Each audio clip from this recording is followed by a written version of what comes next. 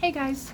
Okay, so today I wanted to talk a little bit about kind of the updates with my thrush situation and also what I am doing to change my diet and how I'm trying to kind of take matters into my own hands when it comes to the candida and the thrush that I'm going through.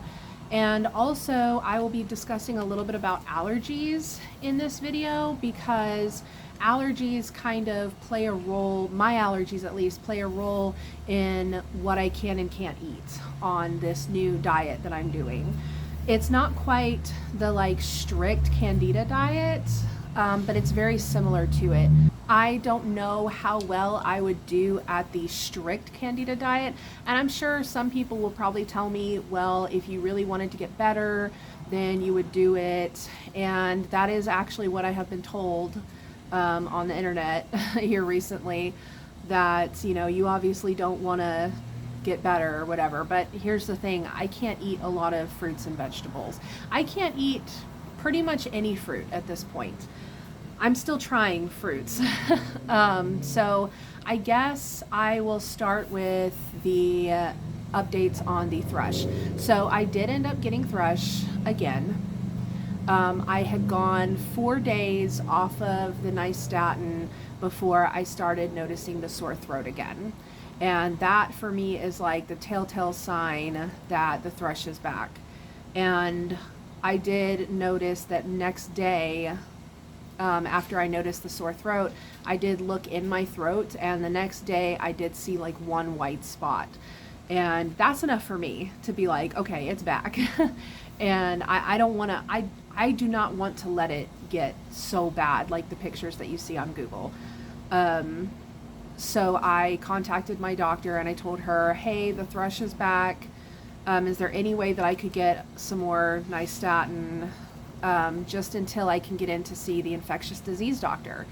Because I had been referred to an infectious disease doctor, and that was back on the 12th. And today is the 28th, I think. So I still have not heard back from them. Now, I have called them 3 times to ask, like, do you know how much longer it's going to be before I can get in to see her? And they keep telling me that no, they don't know. That basically they're just waiting on her to review the referral and determine, I guess, whether or not she's going to see me. I don't know. I didn't know that was the thing that doctors do. But apparently I'm waiting to get approved to see her, and then we will schedule the appointment. So I had asked my allergist who prescribes me the nystatin, I had asked her, can I please have another round of nystatin just until I can get in to see this infectious disease doctor? And then what I'm going to do is, once I do get an appointment scheduled with her, I will stop the nystatin. This is what my allergist told me to do. Stop the nystatin 3 to 5 days before my appointment. That way, when I go in there, I will have symptoms again, and she will be able to swab me or, whatever she wants to do to test me, check me, all that stuff, to get any kind of proof that she may need, or to see what kind of candida it is. That's what I'm really hoping, that we can determine the strain, so we know how to treat it better. But yes, so I am on nystatin again. And I'm not happy about having to be on medications again. I have been on it many, many times now in the past 6 months. And yeah, every time I'm just like, oh my gosh, because you've got to take it, 4 times a day. And it's just kind of a pain in the butt. You can't eat 30 minutes after taking it. But anyway, so other things. I had gotten advice online as far as trying to clear up the candida, about changing your diet and stuff. And actually, real quick, before I go into that, I will say that I had blood work done for my MS doctor. I had told him everything, my new MS doctor, about what was going on and how I keep getting thrush, and that's the reason why I wanted to switch from Kesimpta to Copaxone, because Kesimpta, the MS medication Kesimpta, is an immunosuppressant, and Copaxone is not. And he confirmed that for me, that yes, Copaxone does not affect your immune system at all. And so I was like, great, awesome, I want to stay on that one. And that's the injection that I had done in my last video. is the Copaxone injection.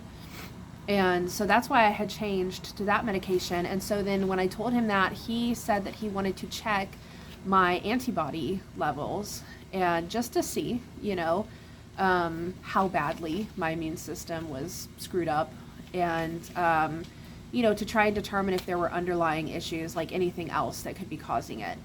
And so I got the results back from that, and I don't remember all the numbers and everything. I don't even know really how to read it.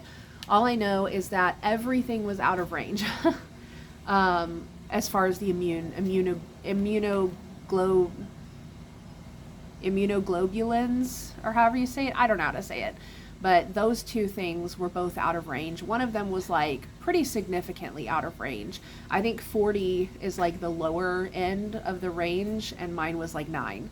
So, and then there were a couple other things that he had checked that were also out of range as far as antibodies and stuff. And so he just messaged back and said, this is probably why you keep getting thrush. But he didn't really offer me any kind of solution.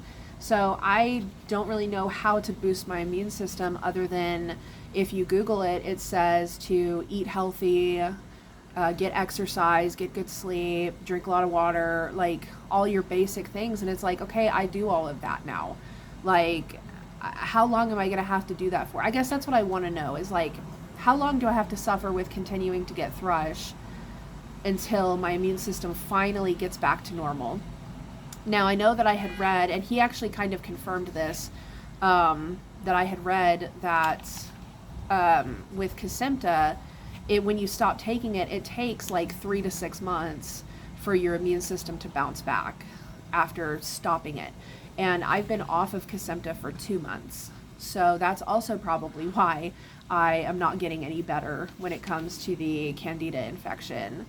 So I have kind of decided by myself. I did ask my primary care doctor if it was okay, and she said it was okay. So I started taking vitamin C, and I just started that like yesterday. Today's the second day taking vitamin C, and I have been taking elderberry, and I have started eating foods that are like really good for you, like that are high in vitamin C, except I can't eat oranges. I discovered that, and that brings me to the allergy list.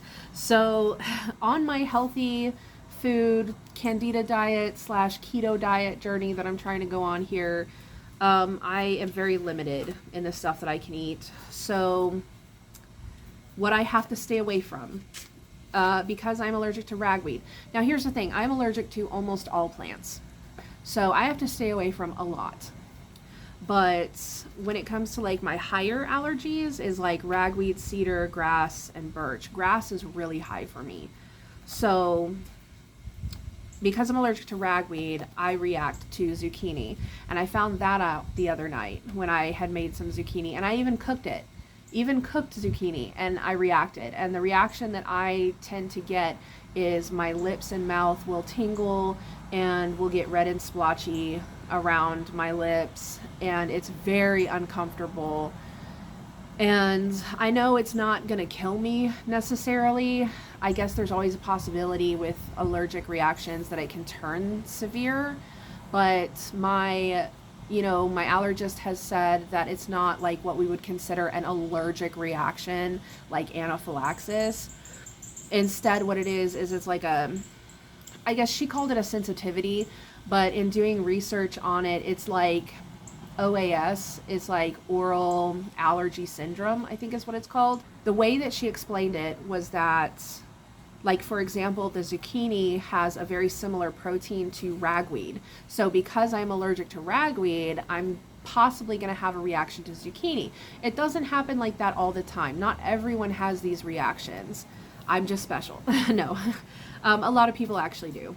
But yes, so because I'm allergic to ragweed, I potentially could have a reaction to zucchini, banana, cucumber, melon, and sunflower seeds.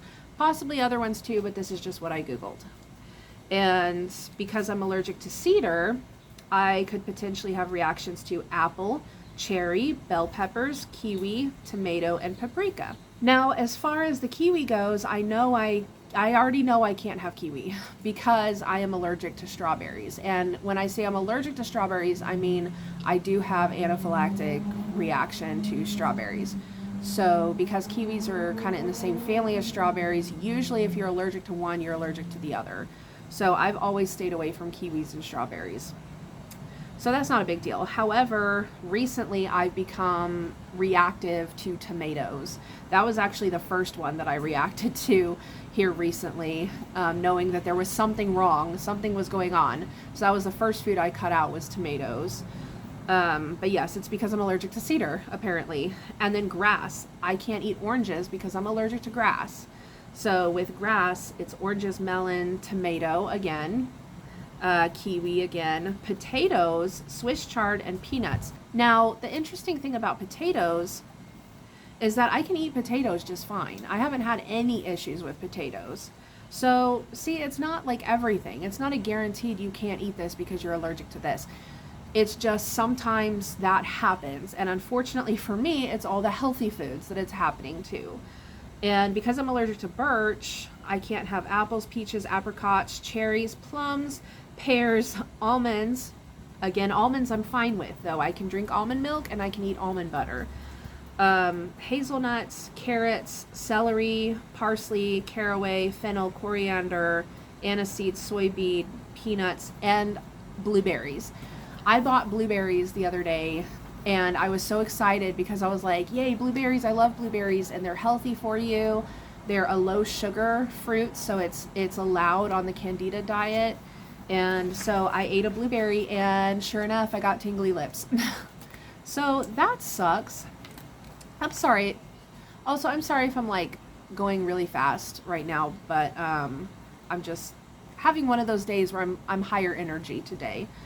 But anyway, so then on the Candida diet, so what research I discovered with the Candida diet is that this is just what I discovered. Now, maybe it's different for other people. And, you know, everyone, actually, that's the thing, everyone does it differently. And people get so mad at each other for not following their version of the diet. But people have had success doing it all these different ways. So I'm just going on a little less strict of a diet just to start out and see if it works for me, because it works for some people. Other people it doesn't, and they have to go super strict. So we'll just see what happens. So on the diet, I can have plain Greek yogurt, which luckily I'm okay with that. A lot of people don't like that. I used to hate it, but I like it now.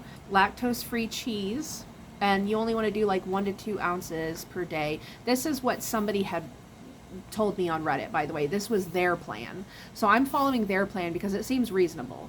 So lactose-free cheese, keto bread, but not like all the time. You want to limit the keto bread.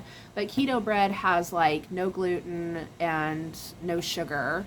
And so I got one. It still has yeast in it, which you're kind of supposed to avoid yeast as well. But that's really hard to do. There's yeast in a lot of foods, or a lot of like pre-cooked foods at least. So I might have to start making my own keto bread. And then I can have chickpea pasta, but again in moderation, not all the time. Which is, I discovered I like chickpea pasta. I ate that the other day. And then I can have leafy greens, cucumbers, cruciferous, I don't know if I'm saying that right, vegetables, so broccoli, cauliflower, cabbage, zucchini and spaghetti squash, no corn, no mushrooms at first. However, you can add mushrooms if your body tolerates it. Garlic is good and onions are good. Tomato and eggplants are good. Peas and green beans in moderation. Turnip, radish, parsnip, rutabaga. And that's, you know, the vegetables. Then as far as meats go, you can have chicken and turkey mostly. Fish is good. Shellfish, beef and pork in moderation, and eggs and tofu is good.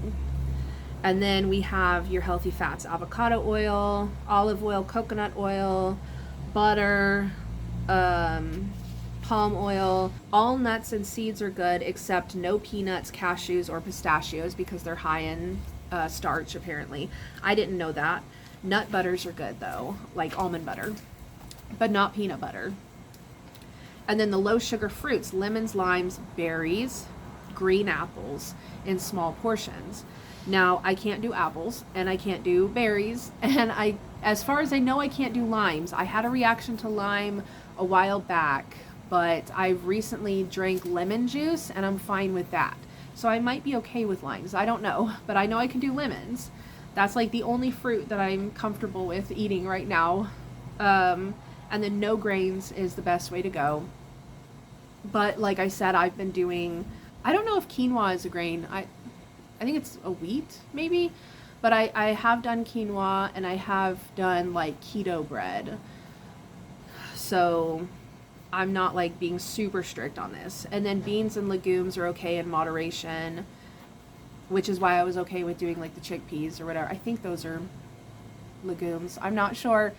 But anyway, so I did the chickpea pasta, and then no sugars at all. And instead of sugar, stevia is okay in moderation. Some people are allergic to stevia. I am not sure if I am or not, because recently I have noticed an uptick in my asthma symptoms since I've started drinking stevia. But that also could just be the environmental allergies outside, like anyway. I've been outside a lot and stuff, so it could be because of that. And then I am just going to kind of briefly tell you what I have been eating recently. So the first day that I started this little diet, I had turkey bacon for breakfast with an egg that I cooked with garlic and turkey sausage patties, little turkey sausage patties. And that was a pretty good breakfast. It actually filled me up a lot. And yeah, so that was good. And then for lunch that day, I had some keto bread with some sliced turkey on it. Not the deli meat like that you get on the wall in the back of the thing, but rather the deli turkey that you get from the actual deli in the store where they slice it and package it themselves. So I got that. So the keto bread, that's sliced turkey and lactose-free cheese, and then I put some mayonnaise on it because as far as I can tell, mayonnaise is just eggs and oils. So that should be fine. And then for on the side, I had these seed crackers. It's called Mary's Gone Crackers is the brand. And they're actually really good. They're crackers that are made with seeds and like just seeds. And I think there's quinoa in them as well. But yeah, they're actually surprisingly good. And so I had some of those with Greek yogurt. I'd like dipped them because I love having like crackers or chips and dip. And I was doing like chips and ranch dip a lot before all this happened, or before I realized that it was a problem, I guess. I still had the thrush, but I was eating a lot of that. And so this is actually a really good substitute for that. I was surprised. And then for dinner, I had chicken breast with garlic, zucchini, cooked zucchini, which I ended up having the reaction to and I couldn't finish eating it. And then I had the chickpea pasta with butter on it, a little bit of butter and some salt and pepper. And that was pretty good. It was an okay dinner. It was very boring, not exciting at all, but it was okay. I could handle it. And then to drink for that day, I had a Zevia cola. Zevia is the brand, and it's like a soda that has stevia in it instead of sugar. And they have a cola flavor, and it does not taste like Coke at all. I'm just gonna be real. It's interesting. It's its own flavor. You can really taste the stevia in it. But I had that, and then I had a Zevia brand ginger ale, which was a little better. It tasted a little sweeter, but I couldn't finish that one actually because I got kind of full from the carbonation. And so I mostly drank water that day. But with breakfast every morning, I still do have decaf coffee. I have switched to decaf because I know caffeine can feed CANDIDA. So, or it can make it spread. I don't know it feeds it, but it can make it spread. So I have done decaf coffee with a little bit of creamer, like non-dairy creamer, and a little bit of stevia in it. And I seem to be doing okay with that so far. But then again, I'm also on nystatin, so it's hard to tell. And then yesterday I had some more seed crackers and some almond butter for breakfast. I just spread some almond butter on like 6 seed crackers And then I had my coffee with creamer and stevia. And that was a pretty good breakfast. I was kind of shocked that I wasn't still hungry afterwards. I thought for sure, like, oh, this isn't going to be enough food. It's just 6 crackers. But the almond butter is really filling. So that was a good breakfast. And then for lunch, I had rotisserie chicken. I went to the store yesterday and bought a bunch more, like, groceries or whatever. And I bought a rotisserie chicken. And so I had that for lunch with some chickpea pasta, leftover chickpea pasta. And I found some dairy-free Alfredo sauce. And from looking at the ingredients, as far as I can tell, it's pretty good for the Candida diet. The only thing is I think there might be a little bit of like cooking yeast in it, but it's made with like garlic and onions and oils and stuff like that, like all kinds of different oils. Like, I don't know, it's just, and it does not taste like Alfredo sauce at all. I don't know why they call it Alfredo sauce. It doesn't taste like that. It's got lemon juice in it, and you can really taste like the tart.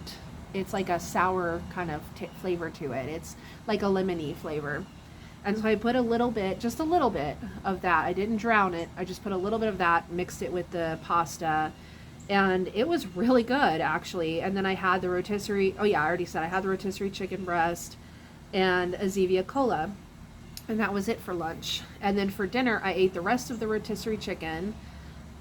Now you have to keep in mind, it sounds like it's going to be a lot of food, but I have to eat 350 calories for dinner while I take my pill. Like when you take the certain antipsychotic that I'm on, I don't know if I might have already said it in one of the other videos, but I'm still trying to be kind of vague here. When you take the certain antipsychotic that I'm on, you have to eat it with like 350 calories. And so I had to eat a lot of food. So that's why I ate like a ton of like half my plate was rotisserie chicken, because I needed the calories from it. And then I had like almost an entire cup of quinoa, again for the calories, which was a lot for my stomach to handle. And then I had a big portion of broccoli with a little bit of lactose-free cheese on it, because that's like the only way that I can eat broccoli. I'm not big on the flavor of it. It's not too bad when it's salt and pepper, like if it has a lot of salt and pepper on it, but I have to have some kind of cheese or something. So I put a little bit of lactose-free cheese on there, also again for the calories, to make sure I had enough. And then I drank some Zevia ginger ale. And then, so that, and surprisingly, I didn't need to snack after that. I was perfectly fine. And normally I snack all the time. And it's just for whatever reason, since switching to this diet, like eating this way, this more keto type way, I don't have to eat as much and I get full and I stay full, and it's crazy. And like now this morning, I did kind of botch breakfast a little bit. I had an egg, turkey bacon, and keto toast. Like I had the keto bread and I toasted it and put some butter on it. And then I had my coffee with cream and stevia. And what happened is I burnt the crap out of the turkey bacon. I just had, I don't know, a little bit of my paranoia came back, and I just kept thinking, it's not cooked enough, it's not cooked enough. And so I just kept cooking it and cooking it and cooking it until it was like almost black. And then I was like, oh no. And so I tried to eat it and it was disgusting. And so I couldn't eat the turkey bacon, but I ate the egg and I ate the keto toast with butter. But yes, so that's been my day so far today. That's all I've had, and I'm not even hungry yet. Like, I'm fine. I'm perfectly fine. And so I will probably be losing some weight eating like this. So my hope with changing my diet is that I can boost my immune system by eating healthier foods, especially greens, like the broccoli. And I love spinach, and I had started eating spinach again like a week ago or whatever. I had started every now and then cooking some spinach. I just haven't gotten around to it now, but I love taking fresh spinach and cooking it with garlic. That's like amazing. And then salt and pepper, of course. but I will probably do that today before my spinach goes bad. So anyway, yeah, I don't know why I'm so like hyper today, but I've just been talking really fast, I guess. Thank you guys for listening. And I will probably make an update again this coming week. I'm not sure if it's going to be continuing to talk more about the thrush and stuff, probably because I do see my dietitian on Monday. So I will probably come on here and let you guys know what she said. Sorry if you heard that I cracked my knuckles. I will let you know what she says about the diet and as far as food goes, and what I should be eating. And I'm going to ask her foods that can boost my immune system, because that really kind of seems to be the big thing, is that in order for the thrush to go away, my immune system needs to be able to fight it off. And that's the problem, I think. I think it even might have less to do with my diet and more to do with my immune system. So I mostly need to just focus on eating foods and stuff that can boost the immune system. And I did get the okay from my MS doctor to boost my immune system. I had asked him specifically, because I know with MS it's kind of tricky. You don't want your immune system to be too strong, because it's going to attack your brain. But it's going to do that anyway, even if it's weak. So that's why they put you on immune suppressant drugs to begin with. But with Copaxone, it works a little different.